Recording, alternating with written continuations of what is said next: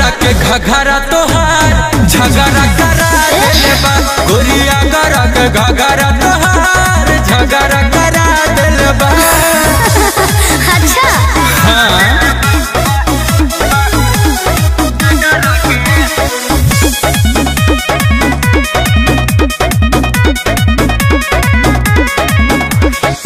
कहीं गोलई काटे हम बनी देखले कइले बांती हो।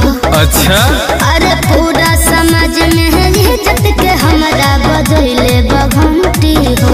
अरे और कुछ ना नु कैले रहे सुना अरे कहीं लइका के हम बनी देखले कइले बांती हो। ओ अरे पूरा समाज में है इज्जत के हमरा बजैले बघंटी हो। अच्छा सुना पेन्हले ऐसन ड्रेस बड़ू गोरी के ना मारी हो।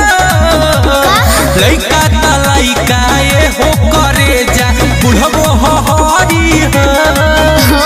पूरा समियाना में यो कहले उला फड़ा करा देले बा।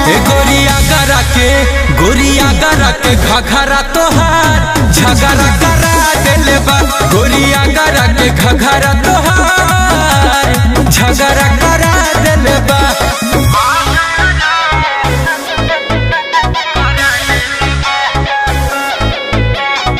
Music by Arya Sharma.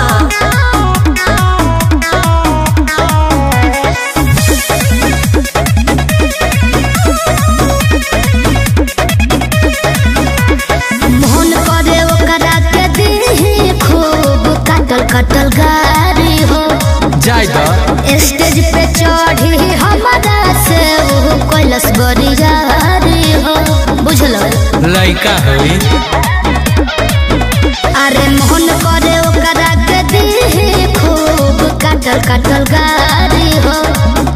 अरे स्टेज पे चढ़ी हमारा से वो कैलस बरियारी हो। कनवा के बाली ओठवा के लाली हल्फा मचैले बा। बउआ के छागल दिलवा में लागल पागल बनैले बा। मनीष रोहता से गुंजन के आपस में लड़ा देले बा। ए गोरिया गरा का झगड़ा करा देले बा। अच्छा। गोरिया गरा के घघरा तोहार झगड़ा करा देले बा। तो होके दो अच्छा